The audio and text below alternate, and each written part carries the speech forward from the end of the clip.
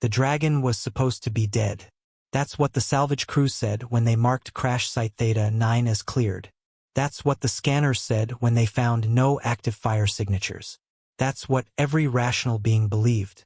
Every being except Evan Cole, human mechanic, third-class recovery engineer. Theta 9 was a graveyard. Broken hulls half buried in ash. Cratered stone still glowing faintly from ancient firestorms. The air tasted of metal and burnt ozone. Evan trudged through the wreckage, tool pack heavy on his shoulders, boots crunching over cooled slag. Just one more sweep, he muttered into his recorder. Then I'm done with this cursed rock. That's when he heard it. Not a roar, not a growl, a breath, shallow, ragged, painfully slow. Evan froze. That's not structural failure, he whispered. He followed the sound behind a collapsed carrier wing, and stopped cold. The dragon lay half-buried beneath twisted metal and stone. Albino, pure white scales streaked with ash and dried blood. Translucent wings torn and useless. One massive limb bent at an angle no living creature should survive. Her chest rose barely. Oh, Evan breathed. Oh no, this wasn't a war dragon. No armor plating, no weapon runes. This was young. Not a hatchling, but not fully grown. And her eyes. One pale blue eye cracked open and met his gaze. Not rage. Not hunger. Just fear. Evan's training screamed at him. Do not approach a dragon. Do not render aid. Do not interfere. A dragon, especially a crippled one, was considered a lost cause. Too dangerous. Too expensive. Too unpredictable. He should have marked the coordinates and left. Instead, he dropped his pack. Hey, he said softly, like approaching a frightened animal. I'm not here to hurt you. The dragon tried to move. Her body didn't respond. A broken, panicked sound escaped her throat. A spark flickered at her mouth and died. Paralyzed. Evan's stomach twisted. Okay, he murmured, kneeling carefully. Okay, don't move. I've got you. Her eye widened. She tried to pull back, nothing happened. Evan worked slowly, hands shaking as he scanned her injuries. Spinal trauma, nerve damage, collapsed wing joints, no regeneration runes. No chance, according to every dragon medical text ever written. They left you, Evan said quietly. The dragon's eye glistened. Tears, actual tears, slid down white scales, cutting clean lines through the ash. That did it. Evan swore under his breath. He activated his comm. Recovery control, he said. I found live cargo. Static. Repeat, Cole. A dragon, he said. Alive. Injured. Needs extraction. A pause. Then laughter. Negative. Dragons are not salvageable. Mark it and move on. Evan looked at the dragon. She watched him, hope trembling in that pale eye. No, he said. What was that? I said no. Evan repeated. I'm bringing her in. Cole, that's insubordination. Then write me up, he snapped. But I'm not leaving her here to die. Silence. Then coldly, you're on your own. Evan worked for hours. He cut away wreckage, stabilized her spine with jury-rigged braces, used coolant gel to reduce swelling, reinforced her wings so they wouldn't tear further. The dragon hissed in pain but never struck him, never breathed fire. She watched him, trusted him. When extraction finally arrived, a heavy lift crawler, Evan nearly collapsed from exhaustion. Easy, he whispered as the machine lifted her gently. I've got you. The dragon closed her eye. They took her to an abandoned maintenance hangar on the edge of human-controlled space. No dragon healers came. No empire claimed her.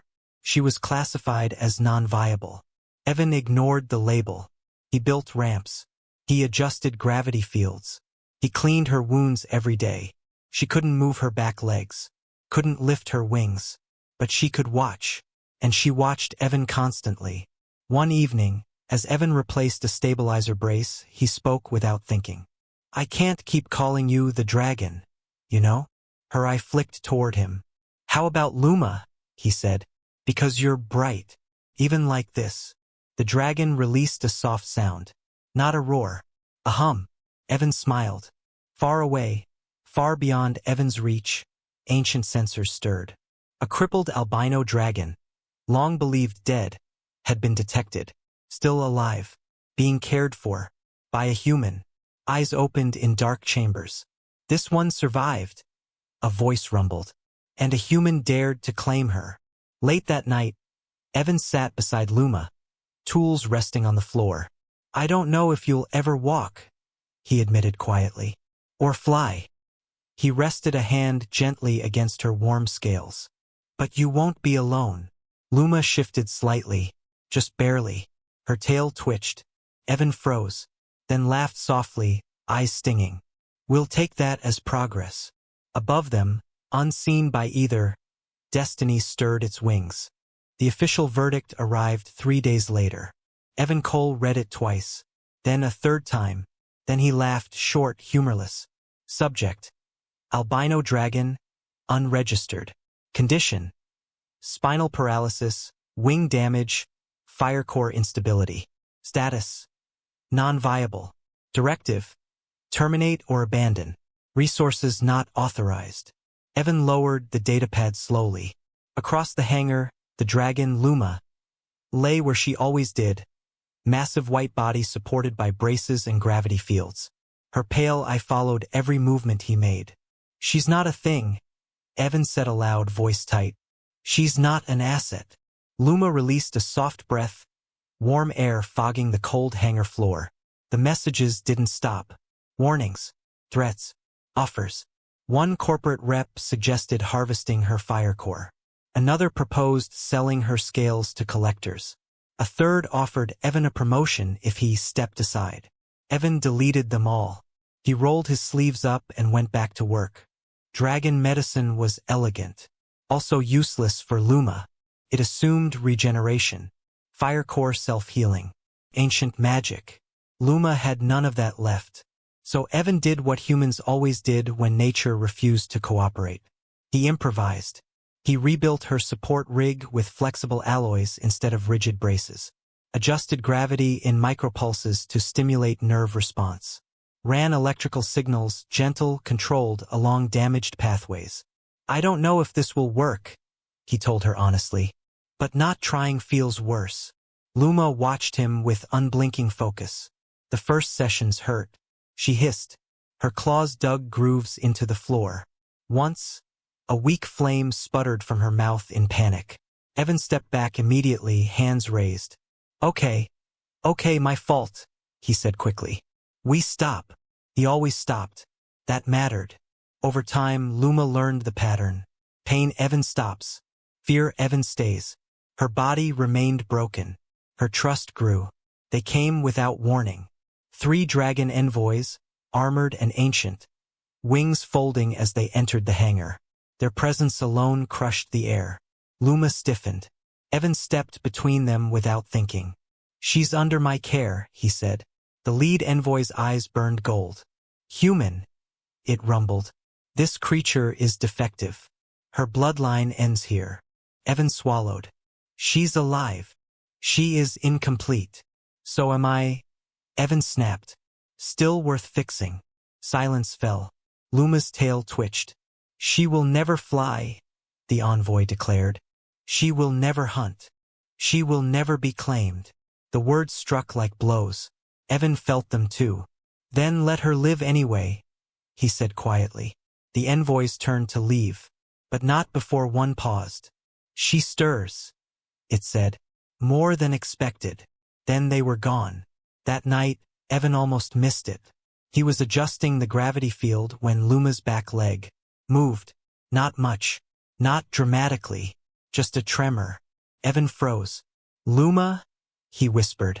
Her eye widened. She tried again. A claw scraped the floor. Evan's breath hitched. Oh, you did that. You did that. Luma let out a low, uncertain sound. Half fear, half hope. Evan redoubled his efforts. Longer sessions. Better supports. More precise signals. He researched ancient dragon injuries, human spinal recovery, neural bridging, anything. They say you can't, he told her one night. But they don't know humans. Luma shifted again. This time, both hind claws twitched. Far away, sensors flared brighter. The albino dragon was not declining. She was improving. That should not have been possible. Observe, a voice commanded. But do not interfere. Yet, word leaked. A crippled dragon walking again. A human mechanic refusing orders. Some mocked him. Others watched closely. Because if humans could heal what dragons abandoned, then dragon supremacy was built on an assumption. And assumptions could break. Evan sat on the hangar floor, back against Luma's warm side. You moved today, he said softly. I don't care what anyone says, that matters. Luma lowered her head until her snout rested near his shoulder. Her breathing was steady. The galaxy did not believe in almost. Either a dragon flew or it didn't. Either fire burned or it failed. Either a creature was whole or it was worthless. There was no category for trying. Humans, unfortunately for the galaxy, believed in it fiercely. Evan started every day the same way. He checked the gravity stabilizers first. Then the neural bridge. Then Luma. Morning, he said gently, tapping the floor twice so she'd know he was there before touching her. Luma's pale eye opened. She exhaled warmly, a greeting more felt than heard. Evan smiled. Yeah, I know. Exercises first. Complaints later. Her tail twitched, annoyance maybe, or agreement. The new frame took him 3 nights to build. Not dragon tech. Not magic. Human engineering. Flexible alloy struts, shock-absorbing joints, adaptive gravity anchors. It wouldn't force her to stand, it would support her if she tried. When Evan rolled it into place, Luma stiffened. It's okay, he said quickly. We don't do anything you don't want to do. Her eye flicked between the frame and Evan. Then slowly she shifted her weight. The frame hummed softly as it engaged. Her forelegs pushed. Her back legs trembled. The hangar went completely silent. She rose an inch, then 2. Then her body sagged, shaking violently. Evan was already there, hands on the controls. Okay. Good, that's good, he said, voice calm but tight.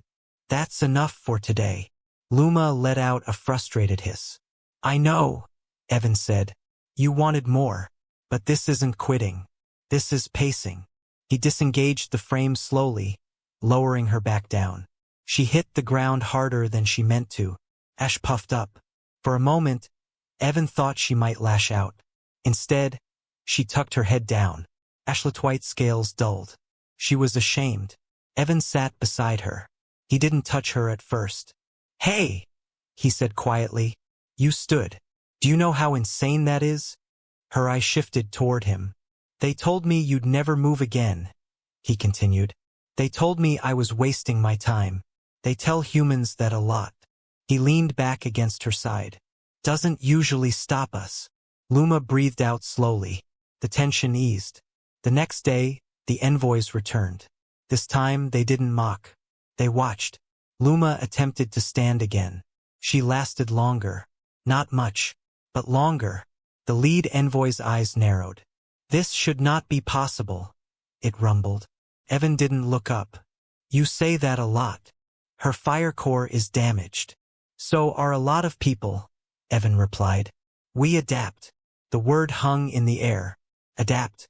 That wasn't supposed to apply to dragons. Recovery hurt. Some days Luma screamed. Some days she refused to try at all. Evan respected both. They had rules now. If she growled twice, stop immediately.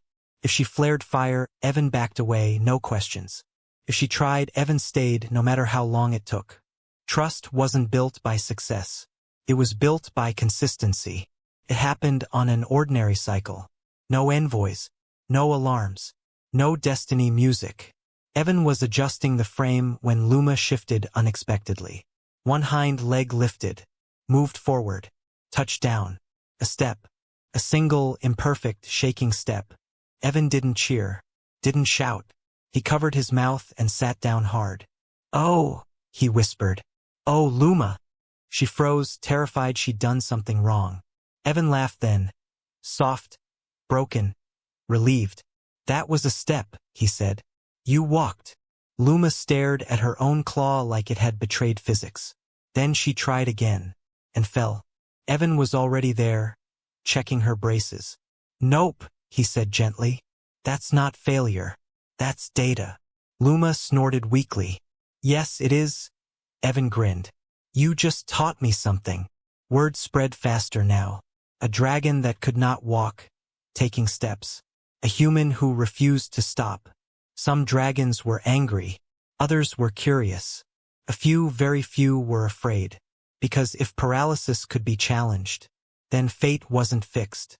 That night, as Evan adjusted the lights, Luma shifted closer.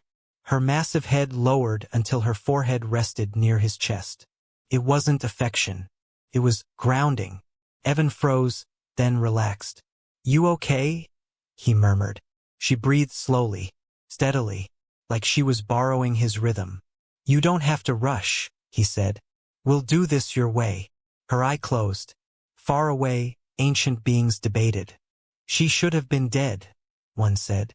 "She is not," another replied. "And the human?" Silence. "The human complicates things." The next morning, Evan found claw marks across the hangar floor. More than one step. He followed them.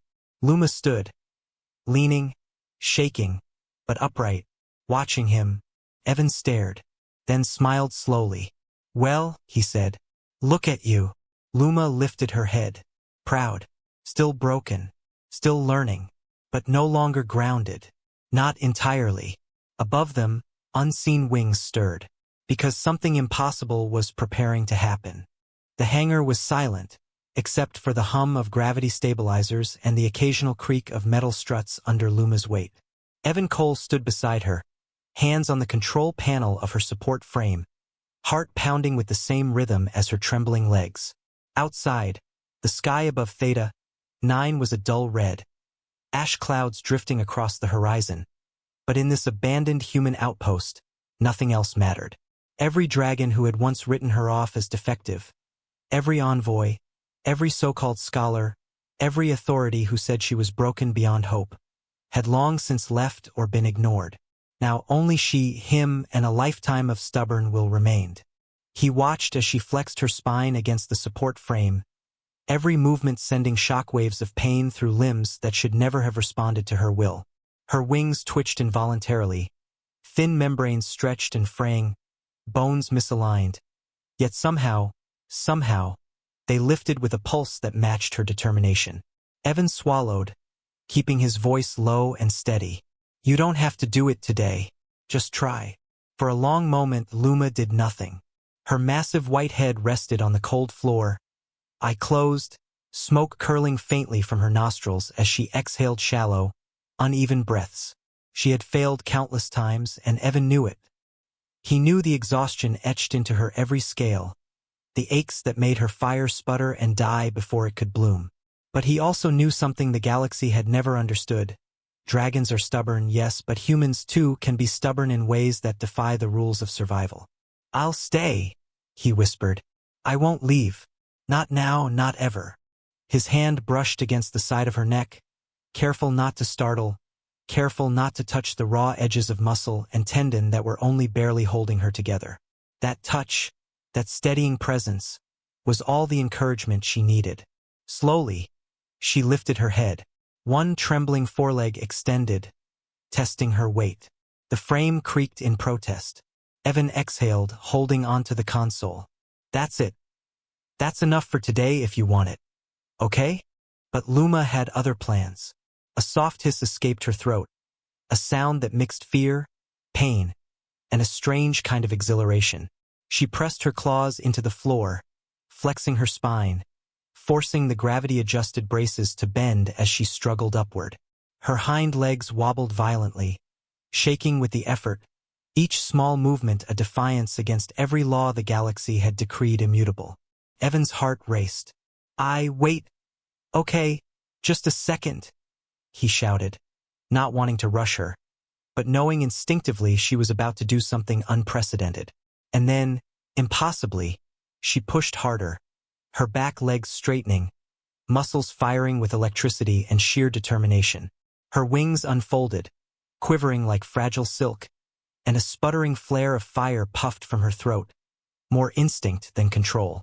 The heat washed over Evan, not scorching him, just warming his arms. He froze. For a second, the impossibility of it struck him. She was alive in every way that mattered, despite every rule, every expectation, every decree that had called her worthless. Her first lift was pathetic by normal dragon standards. She barely cleared the floor by a meter, falling sideways into the frame, but she held herself upright long enough to try again. The second attempt carried her slightly higher, the fire sputtering in her throat to maintain lift, wings flaring unevenly, each flap uncoordinated but full of intent. Evan crouched, eyes wide, shouting encouragement, tears streaming down his soot-stained face. "That's it. That's perfect. Don't worry about falling. Just fly. You can do this. I've got you." The human's voice was ragged, but firm, a constant anchor that made her believe in motion, in gravity, in possibility.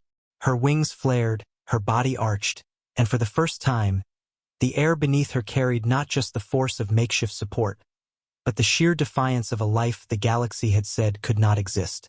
She rose higher, wobbling as her unsteady legs and broken spine worked in concert with brute determination. Her tail swept across the floor for balance, striking pieces of debris aside. Sparks from friction and residual firelight shimmered across her scales like liquid diamonds. For a long moment, she hovered, flapping frantically, hovering, and Evan held his breath, knowing that the next second could mean collapse, injury, or the miraculous continuation of something no one thought possible. And then she pushed past the fear, muscles firing against pain, wings beating in defiance of every expectation. She lifted fully into the air. She faltered, dipped, swayed. But for a heartbeat, she was airborne. Not with grace, not with majesty, but with raw, untrained, unstoppable will. Evan fell to his knees, laughing and crying simultaneously, his hands shaking uncontrollably. "You did it! You actually did it!" he shouted, voice cracking. The sound of the words seemed to reinforce her flight. She circled the hangar awkwardly, flames sputtering and settling, wings uneven but functional, eyes glowing brighter with pride. Luma landed hard, slid a few meters across the floor, then immediately rose again, determined, testing the height she could maintain, flapping and hovering, not stopping. And she looked at Evan, not in obedience, not in fear, but in recognition, gratitude, shared triumph, the same way humans might look at one another after achieving the impossible. Far above, unnoticed by any human eye, ancient sensors in orbit sparked and trembled. Dragons across the galaxy would feel this. Envoys, scholars, warriors, every being who had once written her off as broken, would sense that rules had been defied, assumptions shattered. A human, nothing more than a mechanic, had refused to accept the verdict of fate, and a dragon had responded with her first true flight. Her fire was uneven, her wings imperfect, her body scarred. But she was alive, fully alive, soaring because someone refused to leave her behind. Evan approached slowly, cautious but unable to resist the urge to reach for her. Luma tilted her head, a small puff of smoke curling from her nostrils, then flapped higher, letting him see her potential. It wasn't mastery yet, but it was the beginning of something that no power in the galaxy could undo. Hope. That night, as the hangar cooled and the stars above blinked through ash clouds, Evan sat beside her, exhausted, fingers tracing the scales along her neck. "You flew today," he whispered, "and tomorrow we'll fly further, and then higher, and then anywhere you want." Luma lowered her head against his shoulder, exhaling a soft, steady warmth, finally at rest, and yet already alive with the knowledge that nothing, not decrees, not physics, not expectations, could keep her grounded again. She had learned what Evan had always known, that being broken is not the end, and that a human who refuses to quit can make dragons rise, not through magic, not through fire, but through persistence, care, and unwavering belief in the impossible. Above them, the galaxy itself seemed to pause, watching a white dragon defy destiny. And in the quiet hum of victory, Evan realized something he had always known about humans. They fight for what matters, even when the universe insists they should not, and sometimes that is enough to make miracles happen.